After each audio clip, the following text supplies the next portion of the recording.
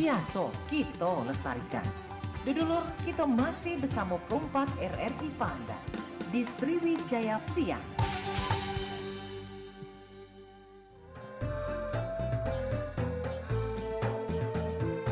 Pergi belanja ke Pasar Kuto.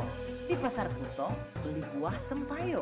Bersama-sama dukung wisata kita, supaya daerah kita jadi berdaya.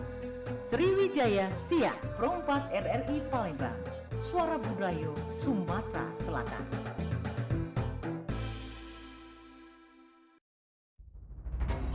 Beragam informasi budaya dari Belaja Sumba.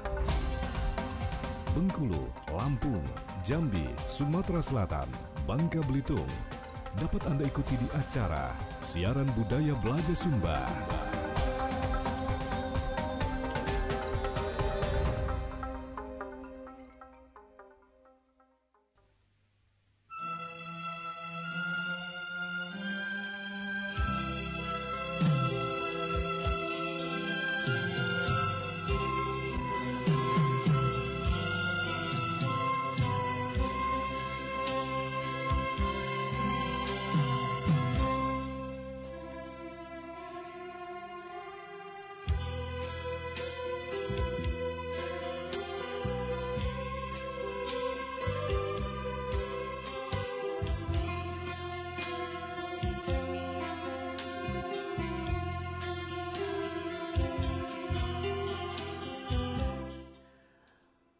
Assalamualaikum warahmatullahi wabarakatuh. Dulur pendengar di mana berada. Senang dan sediati kulo Ahmad Joni Allah Tercedola pacak bersua kembali di kesempatan siang hari ini. Dan dari RRI Palembang ya, kita bersua dalam budaya belajar Sumba Kornus 14. Dan tentunya setiap hari Sabtu akan dirilai dari RRI Palembang dan beberapa proper RRI di Sumatera bagian selatan. Di antaranya ada Propat Jambi, Propat Lampung, ya, Propat Bengkulu, dan juga Propat Sungai Liain, ya, yang bisa menyiarkan atau nantinya bisa menerima siaran kami untuk galo-galo pendengar di mana-mana Anda berada. Pada siang hari ini tema kita, ya, tradisi masyarakat Sumsel mengisi Ramadan dan Hari Raya Idul Fitri. Kita kaitkan dengan budaya dan juga sejarah. Kebetulan di studio sudah ada hadir yang akademisi dan juga sejarawan yang juga budayawan ya, yang ada di wilayah Sumatera Selatan khususnya Palembang. Nantinya akan kita ngobrol bersama Dr. Muhammad Idris ya. Dia juga dosen di Universitas PGRI Palembang dan tepat sekali ya, prodinya sejarah.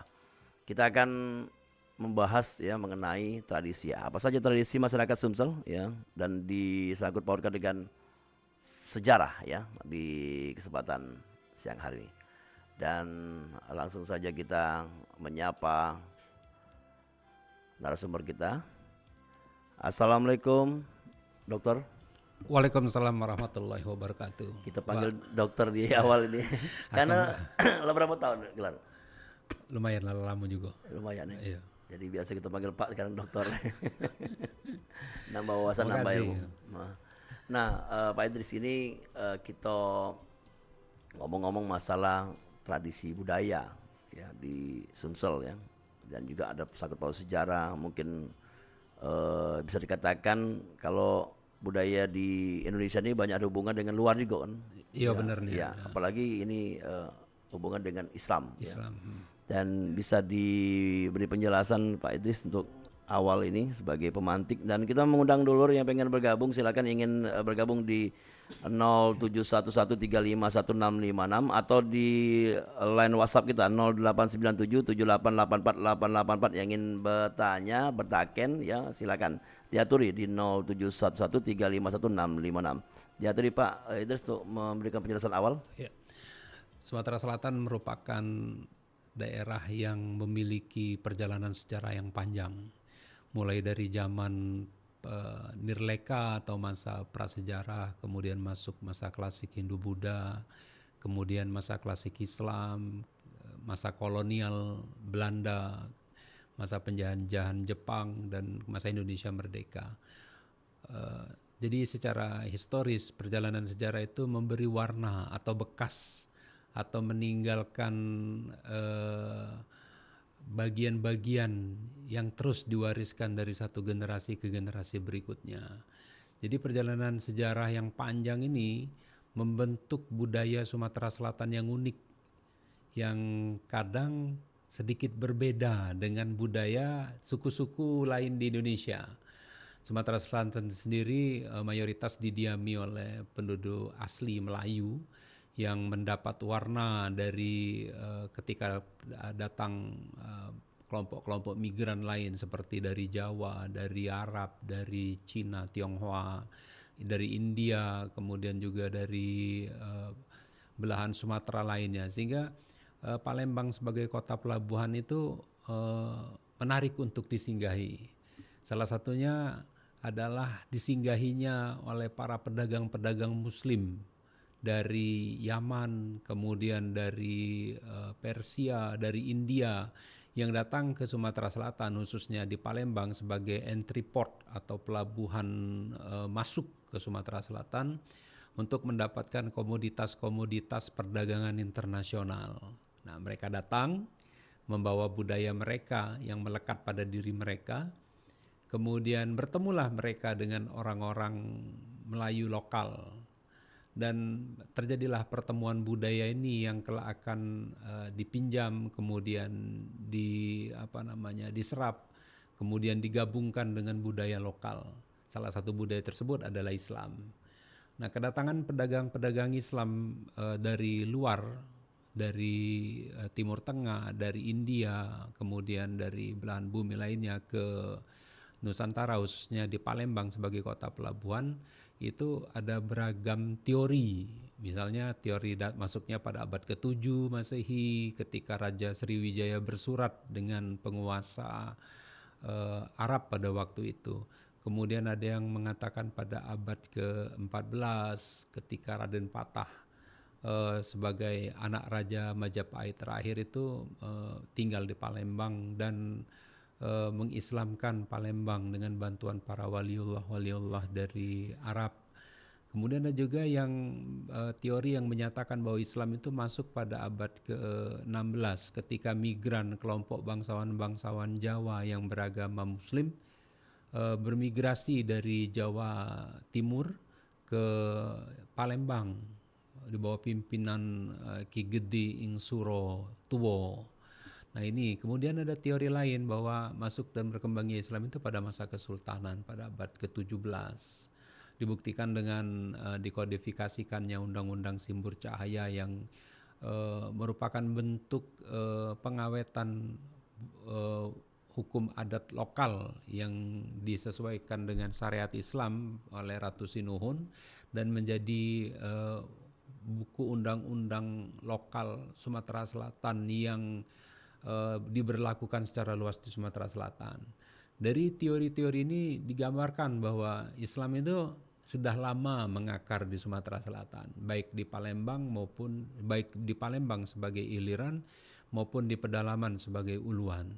Nah, perjalanan sejarah inilah yang akan dapat kita saksikan, akan kita lihat, akan kita bahas pada perbincangan kita, bahwa Islam itu memberi warna sejarah, warna budaya dan warna sejarah yang unik dalam perjalanan Melayu Sumatera Selatan. Ya, ini keunikannya mungkin banyak sekali budaya ya, Pak Dokter ya. Ini kita mungkin ya yang kita ketahui cuman halal bihalal atau kuliner atau mungkin kalau sekarang ini ada rupa-rupaan juga yang terus dikembangkan ya. Dan ini mungkin bisa dijelaskan runutan-runutan atau mungkin awalnya budaya itu memang mencampur atau memang sudah ada gitu. Ya, terima kasih. Ini Pak. Jadi Islam itu kalau di Iliran dan di Uluan itu ada hubungan dalam nilai Islam itu hubungan dengan Allah, habluminallah, habluminannas. Jadi hubungan dengan Allah dengan hubungan dengan manusia dan lingkungan. Ketika hubungan dengan Allah itu dijalankan dengan menjalankan syariat Islam seperti sholat, zakat, puasa, naik haji, dan lainnya. Dan itu diinternalisasikan dalam kehidupan masyarakat Sumatera Selatan. Salah satunya yang sadar tidak sadar sebenarnya itu kita lakukan, seperti menutup aurat. Jadi menutup aurat itu merupakan keharusan dalam agama Islam yang kelak akan diserap dalam kultur Melayu Sumatera Selatan. Dari dulu kalau kita lihat dari pakaian adat yang buka-bukaan, yang di atasnya terbuka, kemudian ditutup sementara dengan teratai. Kemudian kesadarannya semakin tinggi menggunakan kebaya kurung, baju kurung atau Palembang itu, baju kurung. Kemudian ditutup lagi dengan selendang yang kecil yang ukuran 60 cm. Kemudian kalau yang lebih sadar lagi tutup lagi dengan selendang yang lebar, baik dari berbahan batik atau berbahan songket atau tenun lainnya yang lebarnya itu seperti dodot itu sebagai penutup kepala. Nah, ini menggambarkan bagaimana agama itu dapat merubah habit manusia, kebiasaan manusia terutama dalam berpakaian. Banyak lagi. Nah, jadi ketika dalam menjalankan syariat Islam dalam kehidupan keseharian seperti sholat, kemudian ibadah puasa, kita diharuskan itu menutup aurat itu, dan itu diikuti secara perlahan. Kalau kita lihat foto-foto zaman Belanda, zaman tahun 1880-an, kemudian tahun 1900-an, 1920, 30, 60 yang kita bisa jingok diakses di perpustakaan daring internasional, digambarkan bagaimana perempuan Palembang itu secara perlahan memiliki kesadaran menutup aurat, terutama ketika menjalankan ibadah. Dan ini ketika pakaian itu menjadi sebuah keharusan untuk menjalankan ibadah, maka disesuaikanlah pakaian itu dengan nilai-nilai atau ukuran-ukuran dalam budaya Islam. Nah, itu berkembangnya. Oke, itu baru baju pakaian ya, baju. banyak sekali mungkin ya.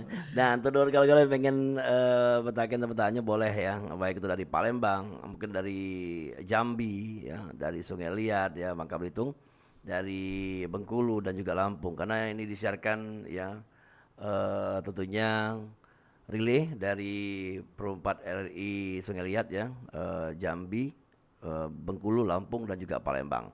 Silakan di 0711351656 ya, pengen bertanya yang hubungan dengan kebudayaan Palembang, kebudayaan Islam yang ada di Palembang dan sejarahnya. Kebetulan ini ada dua hal yang bisa digabungkan bersama Bapak Dr. Idris ya, bahwa kita ngobrol tentang sejarah dan budayanya tadi. Itu baru pakaian, Pak ya. Baru bajunya, Pak. Baju dengan sewetnya, Pak. Iya, dan banyak sekali mungkin yang bisa kita obrolkan pada siang hari ini. Nah, selanjutnya mungkin itu diterima secara langsung atau pelan-pelan gitu.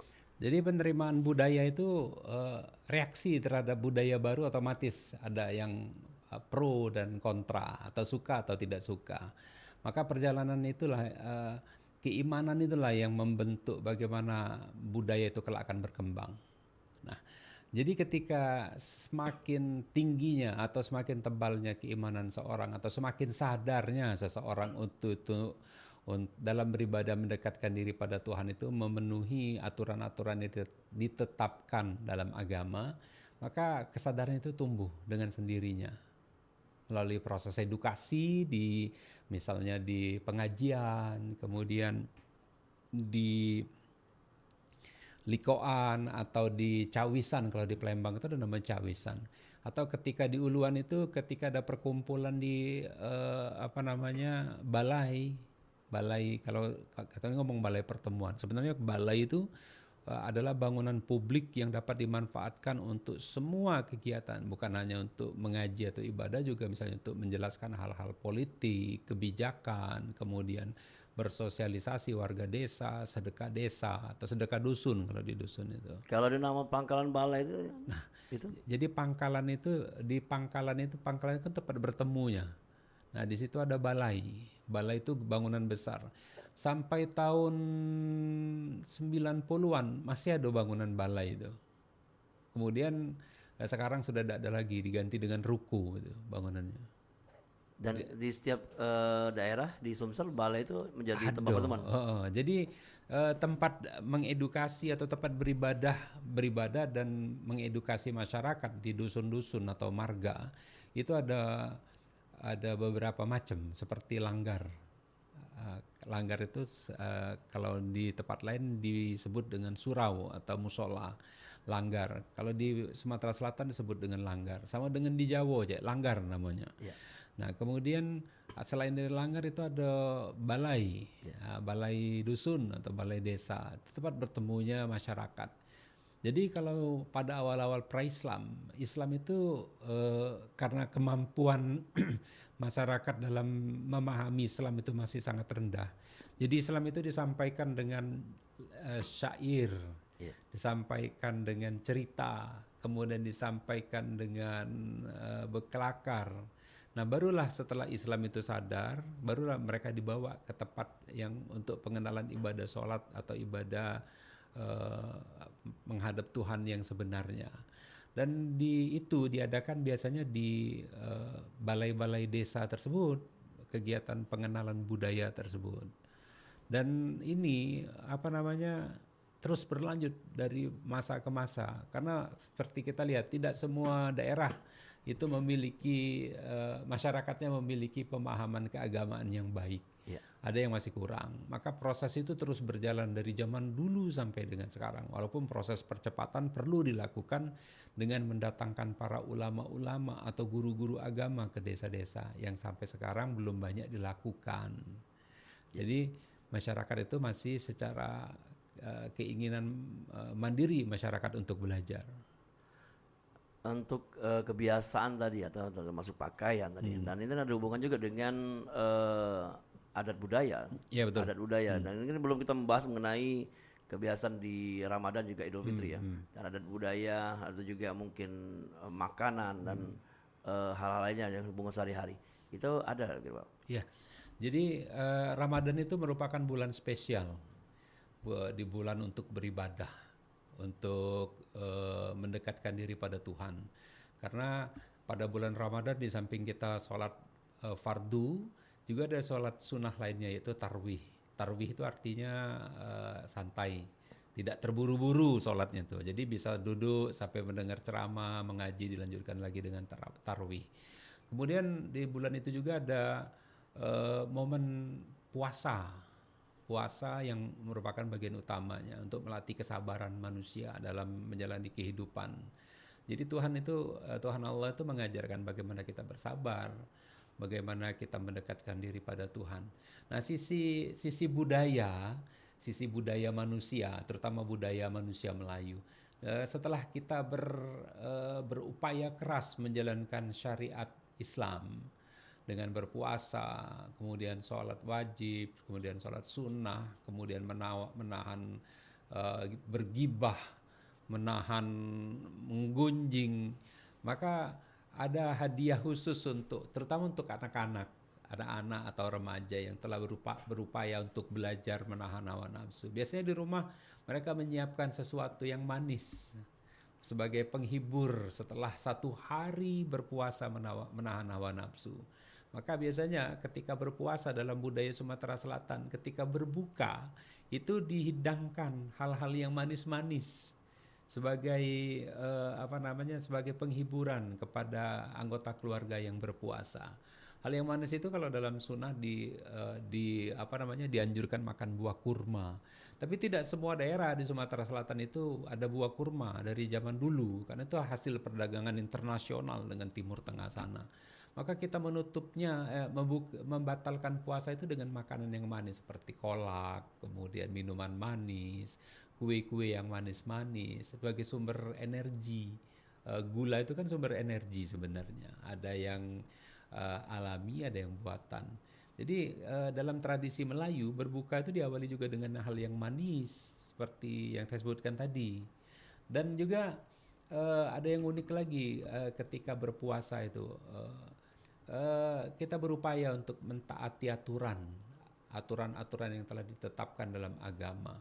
Hal ini mendorong orang tua, ibu-ibu terutama dan bapak-bapaknya kemudian bagaimana memberikan reward kepada anaknya setelah berpuasa itu dengan menutup puasa itu dengan hal yang indah atau menutup puasa itu dengan kenangan yang memorable yang dapat dikenang. Nah, kalau misalnya dalam budaya Melayu nih dulu adalah waktu aku kecil namanya makan ayam opor itu cuma lebaran Iya.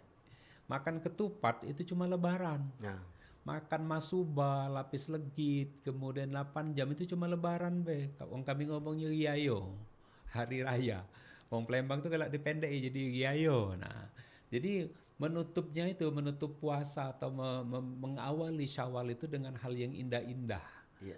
Seperti makan yang enak-enak, kemudian yang jarang dimakan, kemudian memakai pakaian yang terbaik ketika akan sholat Id, kemudian rumpak-rumpaan ke rumah tetangga, jigon tetangga, ke rumah keluarga yang tua-tua, rame-rame.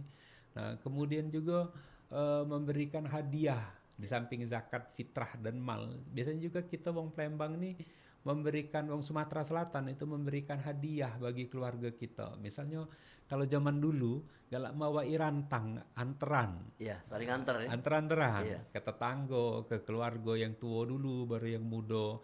Kita saling anter-anteran. Jadi bawa ayam, bawa tupat, ada bawa nasi, bawa opor, segala yang pacak dibawa dibagi ke. Maka kalau zaman dulu, kalau hari raya itu adalah momen memasak yang paling besar dalam keluarga Melayu Sumatera Selatan. Banyak yang dimasak dan jumlahnya sangat banyak. Sesuai dengan berapa banyak yang akan kita bagikan. Dan kita juga harus ingat nanti setelah selesai sholat Id akan ada rumpak-rumpaan. Banyak orang yang datang nanjoi rumah kita. Dan ini yang harus dijamu ketika proses ketika kita merayakan hari raya atau satu Syawal nantinya.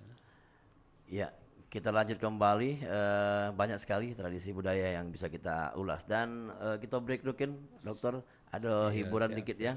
Ini masih ada hubungan dengan kebudayaan tradisi yang ada asimilasi ada hubungan ya. Iya. Ini Rudat Sultan bersama Wanda Lesmana. Allahumma salli wa sallim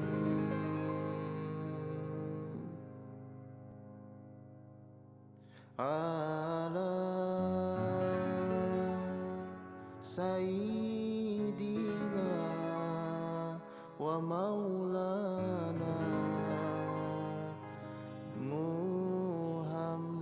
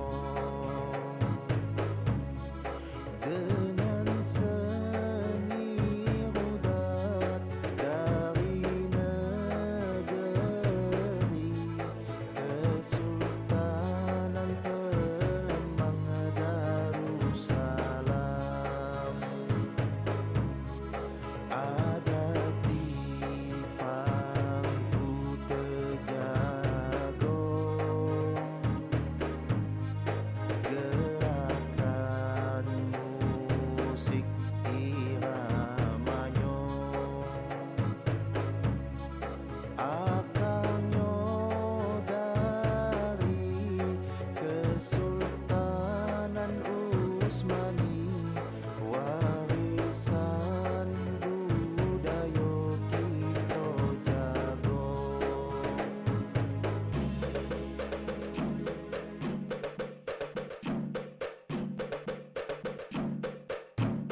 La ilaha illallah Muhammad Rasulullah, ya Habibi ya Muhammad, salatu wassalamu alaika, ya Syahidi ya Rasulullah. Rudat Sultan, Rudat Sultan, Kesultanan Palembang Darussalam. Rudat Sultan, Rudat Sultan, Kesultanan Palembang Darussalam.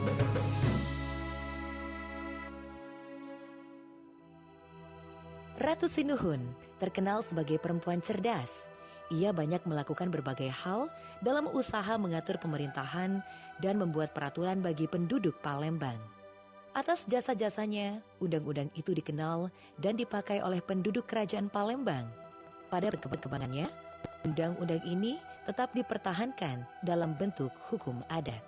Kitab Sember Cahaya ditulis oleh Ratu Sinuhun yang merupakan istri penguasa Palembang. Pangeran Sido Ing Kenayan merupakan kitab undang-undang hukum adat yang merupakan perpaduan antara hukum adat yang berkembang secara lisan di pedalaman Sumatera Selatan dengan ajaran Islam. Kitab ini diyakini sebagai bentuk undang-undang tertulis berlandaskan syariat Islam yang pertama kali diterapkan bagi masyarakat Nusantara. Undang-undang Simbur Cahaya terdiri dari 5 bagian, yaitu adat bujang gadis dan kawin, adat perhukuman, adat marga, aturan kaum, aturan dusun, dan berladang.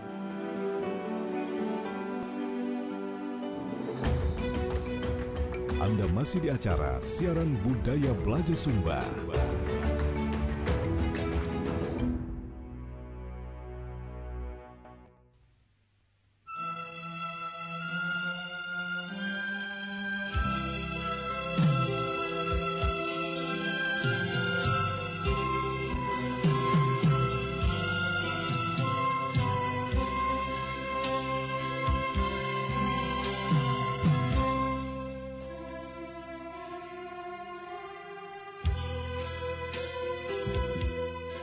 Ya, 88,4 Suara Budaya Sumatera Selatan, Pro 4 RI Palembang. Dan masih di program Siaran Budaya Belajar Sumba yang disiarkan secara relay bersama Pro 4 RRI Jambi, Pro 4 RRI Bengkulu, Pro 4 RRI Lampung, dan juga Pro 4 RRI Sungai Liat atau Bangka Belitung.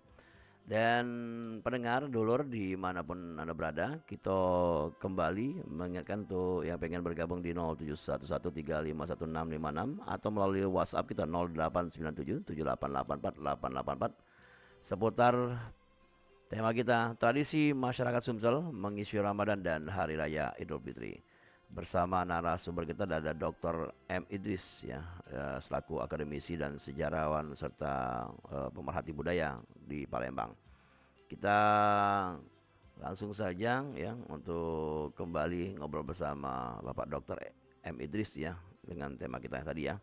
Dan Pak Dokter ini mungkin kita mengulas kembali atau juga menambahkan mungkin dari tradisi budaya seninya yang ada di Palembang. Tadi kita dengarkan lagu Rudat. Nah, itu penjelasan bagaimana. Karena di beberapa daerah ada yang berbeda-beda komposisi dan cara bermainnya dan seterusnya, tapi tetap syairnya sama begini. Sama ya.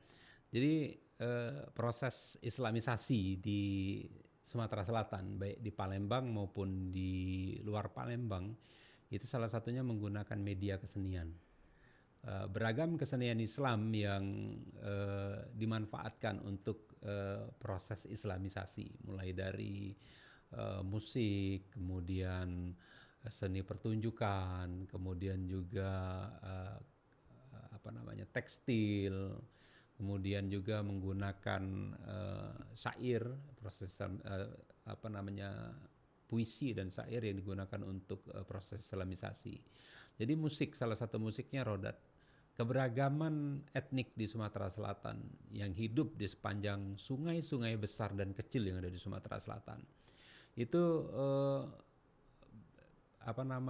proses islamisasi itu dilakukan sejak mulai intens di pedalaman itu sejak masa Kesultanan Palembang Darussalam, di mana Sultan itu mengirimkan tokoh-tokoh Islam atau ulama-ulama Islam ke Uluan untuk mengislamkan daerah-daerah Uluan yang dianggap berpotensi untuk menerima Islam, yang kemudian yang kedua berpotensi untuk diislamkan, yang ketiga berpotensi menjadi mitra Sultan untuk membangun perekonomian di Uluan Sumatera Selatan. Maka proses islamisasi itu tidak hanya dari kehendak Sultan saja atau pusat saja, tapi juga kehendak dari pemimpin marga-marga di Uluan. Banyak piagam-piagam di Kesultanan Palembang itu menggambarkan bagaimana proses islamisasi itu berjalan. Nah, salah satu kalau kita ini cuma ngomong cerita tentang sholat tanpa ada hiburan, sepertinya ada yang kurang. Maka dalam proses islamisasi di Sumatera Selatan, banyak media yang dipakai oleh para ulama untuk mengumpulkan masyarakat untuk datang ke balai yang kita sebutkan tadi. Nah, salah satunya adalah musik. Musiknya yang sesuai dengan budaya Islam, kemudian yang sesuai dengan nilai-nilai Islam yang berlaku.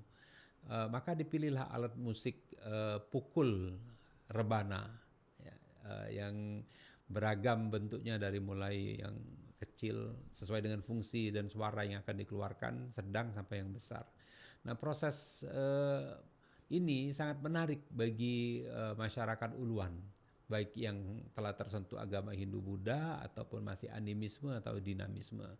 Nah, dalam proses perjalanannya ketika pembinaan Islam di daerah Uluan itu tidak terlalu intens atau tidak rutin didatangi oleh para ulama-ulama tersebut, mengakibatkan budaya atau kepercayaan itu sendiri atau praktek keagamaan itu sendiri mengalami keberagaman bentuk atau keberagaman cara beribadah. Ada daerah yang sangat kuat menjalankan tradisi Islam sesuai dengan yang diterapkan oleh para ulama-ulama dulu sampai dengan sekarang, dan ada juga yang tidak. Hal ini mengindikasikan bahwa terjadi proses pergeseran dalam beribadah maupun dalam berbudaya. Nah, musik merupakan sarana penghiburan ketika proses ibadah dilanggar. Tidak seluruh alat musik itu boleh masuk ke dalam dipakai dalam proses islamisasi di dalam masjid. Nah, yang umum digunakan di Sumatera Selatan sesuai dengan budaya Sumatera Selatan adalah rebana. Jarang terdengar gitar itu masuk ke dalam masjid, atau alat gesek itu masuk ke dalam masjid, atau suling masuk ke dalam masjid. Yang umum adalah menggunakan rebana. Nah, sebenarnya awalnya itu ada keseragaman irama, keseragaman bacaan yang dibacakan, kemudian keseragaman tempo. Namun akibat dari proses penghentian atau berhentinya proses islamisasi atau proses pembinaan seni atau proses pembinaan budaya oleh para ulama, maka terjadi pergeseran-pergeseran yang kita sebut sebagai varian atau kekreatifan positifnya, kekreatifan orang-orang Melayu di Sumatera Selatan dalam bermusik. Disesuaikan dengan minat mereka, disesuaikan dengan kemampuan mereka, dan disesuaikan dengan kreativitas mereka. Maka lahirlah keberagaman tersebut. Jadi setiap daerah macam-macam. Ada yang ngomong bahwa itu sesuai dengan aliran sungai gitu ya, untuk termasuk dengan kebiasaan atau dengan sehari-hari bahasa juga, dan itu termasuk dalam kesenian tadi. Nah, kalau dari Dokter sendiri pernah melihat beberapa daerah itu yang membedakan apa saja? Yang pertama yang membedakan itu pukulannya di rebana tersebut, seperti tingkahnya. Nah, karena saya juga tidak terlalu mahir dalam bermusik, jadi saya cuma mengamati ternyata ada variasi dalam apa namanya memainkan alat musik tersebut. Kemudian juga bacaannya saya kira sama, cuma temponya saja ada yang lebih lambat, ada yang sangat cepat. Jadi dalam musik itu ada dalam berkesenian mulai dari tari sampai musik itu ada yang temponya itu sangat lambat, sedang, cepat, sangat cepat. Jadi tempo ini sesuai dengan yang seperti Wak Dola tadi sebutkan, alur sungai. Jadi pola hidup masyarakat itu akan mempengaruhi pola kesenian yang mereka kembangkan, Termasuk bahasa. termasuk bahasa. Jadi kita seperti kalau kita ngomong sekarang ada jalan tol atau jalan provinsi atau jalan negara lah, jalan provinsi, jalan kabupaten dan jalan desa. Sama, sungai itu seperti itu. Kalau jalan negaranya Sungai Musi, tapi jalan provinsinya ada Sungai Ogan, ada Sungai Komering, ada Sungai Lematang, dan anak-anak sungai terus menjadi sungai kabupaten dan seterusnya. Nah, sepanjang alur itu keberagaman keseragaman budayanya saya kira hampir 80% seragam per alur sungai. Ya. Dan Dulur Galo-Galo kita masih menunggu dan juga pengen bergabung, silakan di 0711351656 baik itu dari Palembang, dari Jambi, Lampung, Bengkulu dan juga Bangka Belitung. Dulur Galo-Galo di kesempatan siang hari nih dengan narasumber kita ada Dr. M. Idris ya, selaku akademisi dan juga sejarawan serta pemerhati budaya baik itu di Palembang dan ke Sumatera Selatan. Untuk Palembang Dewe ini kita kan belum membahas banyak untuk Palembang ya. Kalau apalagi ini hubungan dengan Ramadan dan Idul Fitri ya. Kebiasaan-kebiasaan apa sih Pak yang ada di sini? Ramadan itu bulan suci, the holy month.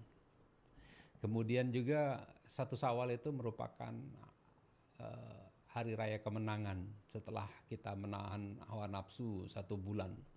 Jadi momen ini sangat dimanfaatkan oleh masyarakat baik dalam keseharian maupun pada momen khususnya.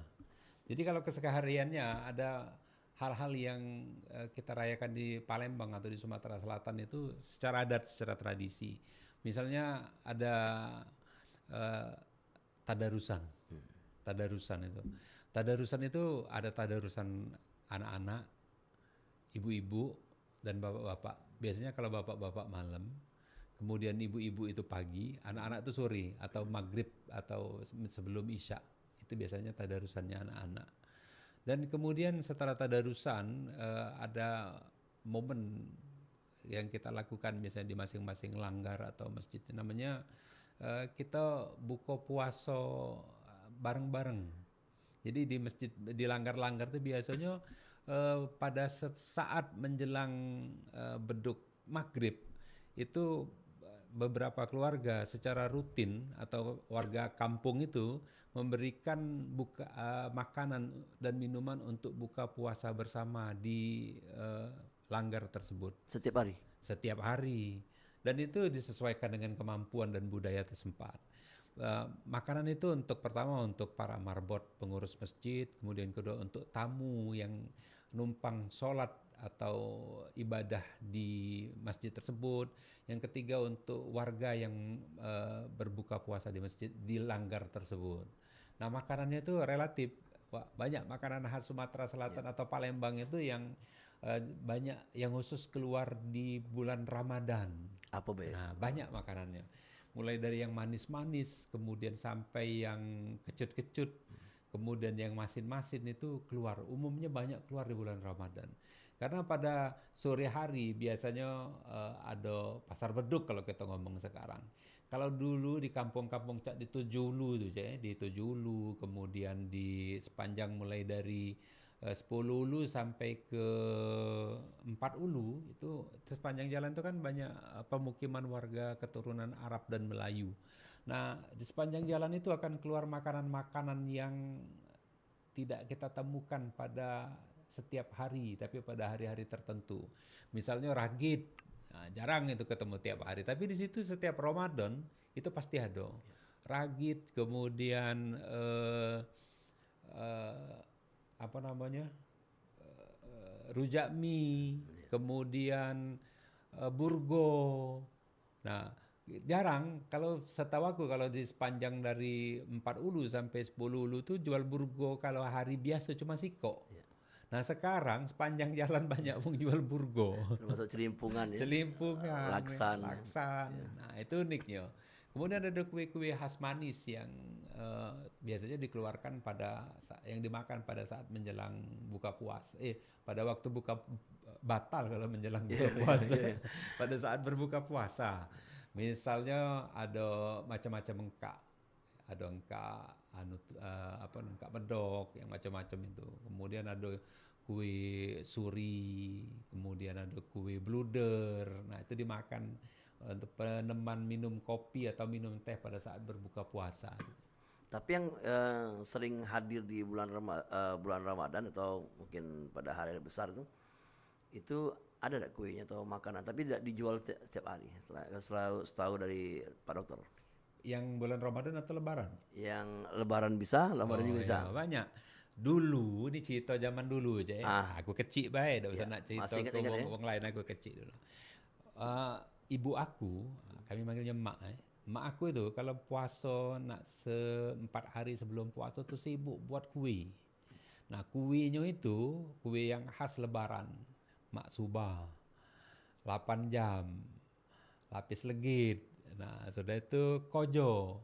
Nah itu kalau sebelum Lebaran tuh di rumah tuh ada gerobak panjang yang di dinding gitu, gerobak panjang ya. Kalau ngomong gerobak lengket, itu, gerobak panjang itu. Nah kue itu ditaruh di lemari itu, Cek. Pada saat Ramadan. Menjelang hari raya. Misalnya tak boleh disenggol. Tak boleh. Kata mak aku kaget nunggu yayo baru dipotong. Baru kaget nunggu yayo, kita tetak dulu. Kita tetak kaget nunggu yayo, kata mak aku, makan dulu yang ada katanya Cek itu. Nah jadi itu kenangan yang sangat terkesan sampai sekarang. Bagaimana kue itu dinikmati cuma ketika pagi 1 Syawal. Kita makan maksuba itu cuma 1 Syawal. Makan lapis legit cuma 1 Syawal. Atau pada saat pernikahan ya. Nah tapi pernikahan itu kan kalau budak kecil itu tidak dinjuk. Nah, itu kan untuk wong tua-tua baik. Perayaan misalnya ibu-ibu perayaan. Mak kita nih apa namanya surah dibawainya untuk anaknya. Nah, jadi kalau dulu hari raya itu memang momen ditunggu untuk menikmati makanan yang lezat dan enak. Jadi kita tuh nunggui kalau kecil-kecilan itu nunggui lemari setiap pagi jika kapan dipotong gitu. Ini kenangan galau-galau lah ya mungkin termasuk kulo juga ya. Jadi itu cerita ya, mungkin bisa banyak diulas lagi mungkin lain kesempatan karena masalah kuliner ini. Nah ada satu kuliner yang hadir pada bulan Ramadan yang tidak dihadirkan tempat lain. Yang saya tanyakan mungkin itu apa yang bubur suro. Bubur nah, suro. Itu mana ceritanya tuh? Jadi memang tidak banyak lagi langgar yang menyediakan bubur suro itu. Biasanya dimasaknya rame-rame itu. Biasanya bapak-bapak masaknya tuh. Dibagi kaget menjelang buka puasa. Dibagi untuk jemaah yang hadir di masjid yang hadir di langgar tersebut. Karena masjid itu secara historisnya di Sumatera Selatan. Di Palembang ini secara historisnya masjid itu cuma ada 5 sampai tahun 1920 lah. Kemudian nambah lagi sih kok Masjid Suro pada tahun 1930-an. Jadi dulu masjid itu yang paling besar itu masjid raya itu ialah Masjid Agung. Nah Masjid Agung itu sampai zaman Belanda itu tidak boleh ada masjid selain dari Masjid Agung. Jadi selain dari masjid yang boleh sembahyang lagi itu langgar yang kecil dari masjid. Nah baru pada masa kolonial para pedagang-pedagang Melayu kaya dan keturunan Arab juga sebagian keturunan Arab sepakat, kalau kita nak sembahyang di Masjid Agung kalau tidak cukup maka ditambahlah masjid itu dengan Masjid Kimrogan, Masjid Lawang Kidul, kemudian masjid di Jami di 4 Ulu, kemudian Masjid Sungai Lumpur, Masjid Muarogan, Masjid Jami 4 Ulu, Masjid Sungai Lumpur dengan Masjid Lawang Kidul. Nah, itu masjid pendamping yang bentuknya sebenarnya sama niru dari Masjid Agung. Nah, tradisi itu dulu hidup di situ aja, masak-masak itu. Kemudian ditirulah oleh langgar-langgar lainnya yang memiliki donatur, karena nak masak tiap hari itu bubur tadi cukup berat juga karena menyediakan kayu, kemudian bahan yang harus disiapkan. Nah, itulah tradisi bubur tadi. Tapi itu berasal dari Indonesia atau dari luar? Sebenarnya itu bukan tradisi asli Indonesia. Dalam tradisi Timur Tengah seperti itu rutin, yang mendapat pengaruh Timur Tengah. Jadi makan bubur itu pada buka puasa dimasak bersama setiap sore di halaman masjid atau langgar dan dibagikan kepada jamaah masjid atau jemaah kampung yang hadir di masjid tersebut untuk makan sama-sama. Oke. Ya, dulur, kalau sudah banyak yang kita ulas ya, dan juga kita tanya ke ya melalui kuliah juga dijawab oleh narasumber kita, dan masih dalam program siaran budaya Belajar Sumba ya untuk kesempatan hari ini Sabtu 30 Maret 2024. Nah, kita masih membahas kembali, ini masih ada sesi yang terakhir ini Pak Dokter mengenai kalau di Bingen ini ada namanya kegiatan rumpa-rumpaan, tapi ada hubungan kalau di Palembang kan sebelumnya apa tuh? Tadi kan kita ngomong rumpa-rumpaan. Kalau di Palembang lebih halal sekarang ini atau Rumpa-rumpaan dulu. rumpa-rumpaan? Rumpa-rumpaan. Memang dari awal ya? Ya, karena setelah bubar dari sholat di lapangan atau sholat di masjid atau sholat di langgar, maka para jamaah masjid, baik terutama yang laki-laki itu, yang laki-laki tua muda itu akan mendatangi rumah-rumah tetua kampung, kemudian wong yang dituo ke keluarga yang tua. Karena zaman dulu tuh sekampung tuh keluarga galau sebetulnya. Misalnya kampung 28, kampung tuh rata-rata keluarga galau. Gogoan ya? Guguknya. Jadi kalau zaman dulu kampung tuh guguk. Nah, jadi bahasa Belandanya kam. Kemudian ketika orang Melayu susah ngomong kam jadi kampung. Nah, dulu guguk ngomongnya. Pung itu mungkin pala kampung gitu. Pak Pung. Pak kampung. Nah, jadi seguguk itu ya keluarga besar. Ada talian persaudaraan. Maka ketika sanjo dari satu rumah ke rumah lain, maka ya sama dengan bersilaturahmi keluarga. Kalau dulu sekampung, bukan cak sekarang cek. Kalau sekarang itu sekampung belum tentu kita kenal, sebelahan belum tentu akrab. Kalau zaman dulu karena kampung itu keluarga, kalau jadi akrab. Jadi kalau kita naik ke rumah sanjo, kan dulu rumah tuh rata-rata panggung. Maka ketika kita naik ke pucuk rumah, maka itu adalah momen yang sebenarnya paling ditunggu-tunggu, terutama oleh anak-anak dan remaja, untuk masuk ke dalam rumah untuk menikmati hidangan si tuan rumah, mulai dari ketupat, kemudian kue basah, kue kering, kemudian kalau tuan rumahnya baik hati ngenjoi duit untuk anak-anak tadi. Itu yang momen yang ditunggu. Iya. Tapi kalau radiusnya tidak terlalu jauh namanya kalau rumah-rumpaan. Berapa rumah? Kalau dulu ya sampai selesai, zuhur selesai, misalnya waktu zuhur jam 12 lewat, berhenti ke musola. Setiap rumah makan? Tergantung ketahanannya, tapi biasanya dihidangkan. Iya. Mulai pokoknya minimal lah ada kue basah. Senggol dikit lah ya? Senggol sedikit. Kue basah kalau kita tahan yo makan. Biasanya tuan rumah itu kan ada yang menyediakan full service, ada yang cuma ngejuk baju putih sama baju teh. Dan ini di aplikasikan mungkin di daerah lain. Kalau di Besema juga ada namanya pantauan. Nah, itu mungkin apa yang mirip-mirip ya? Mirip, itu sebenarnya kultur Melayu. Nah, juga dalam menghidangkan minuman, jadi kaki ada yang ngejuk baju dingin. Wedang dingin misalnya. Kemudian banyu putih, wedang putih kata orang Palembang. Kemudian kaki ada ngejuk ke banyu anget, wedang anget, ada wedang panas. Sebenarnya tiga ini punya makna filosofinya. Kalau dia ngejuk baju panas, kita tuan rumah tu tak nyuruh kita gancang balik. Jangan cepat-cepat pulang. Nah, sekalian ngobrol juga tuh. Ngobrol, Oh. jadi bercerita. Nah kalau dia ngenjuk banyu panas, kan lama baju ini pacak diminum. Saatnya bercerita. Nah kalau dia ngenjuk banyu putih, nak nyuruh gancang kesat. Iya.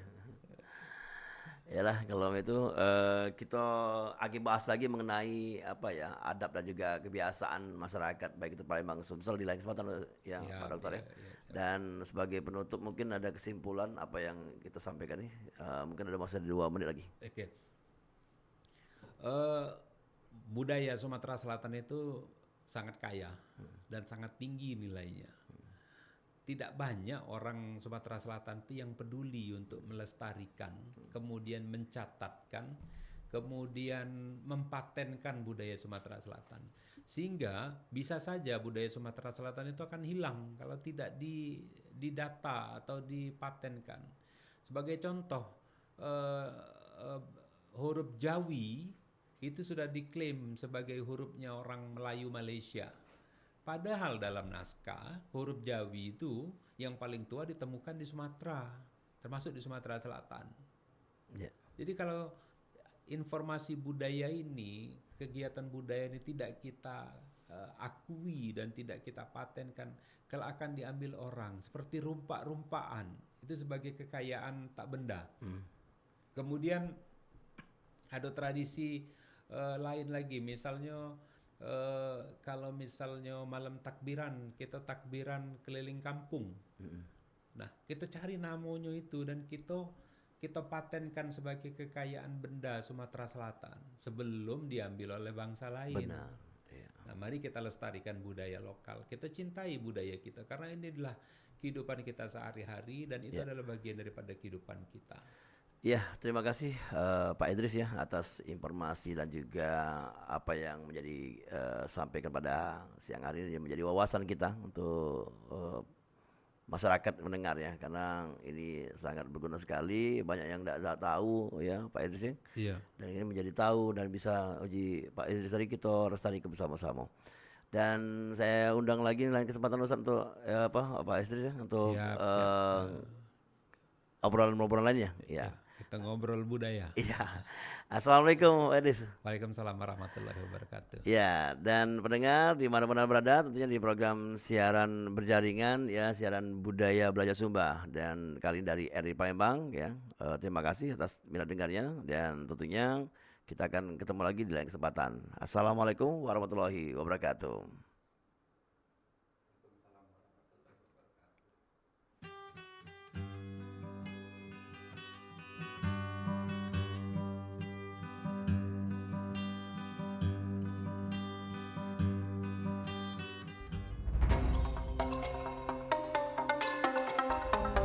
Hingga di sini siaran budaya belajar Sumba.